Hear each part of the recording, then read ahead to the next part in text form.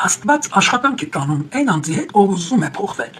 Իսկ ով այս չոր կողը դրել ասում է չէ, եւ նրա մոտ ոսկրանում այդ չներերը, չեմ դրում, չեմ ուզում։ Ու երեսը թեքում է վերջ։ Իսկ մեկ աղոք է կանում հայրները եւ ասում եք ների մեր պարտքերը, որովհետեւ մենք ներում ենք մեր պարտականների, մեզ պարտական եղողներն ներում ենք։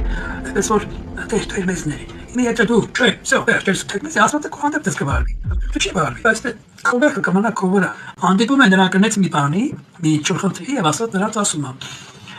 հիշեցնում է։ Նրանք ուզում են ասում, տեր, ես մի բանով օգնի, տեր, ես մի բանով այցելի, տեր, մասված ես բանարը, ու ասած միկը բերում է։ Ասում է, բա, ես մարդուն ներել է, հիշեցնում է, որ դու չես ներել, մեկը կա, որը փակես պահել ես տվյալ անձնավորությանը, չես ներում։ Ու ասած հիշեցնում է, դու ուզում ես ինչ-որ բան, ես կտամ, ոչինչ չկա, սակայն պիտի ներես, սակայն պիտի զիջես։ Ես մարդը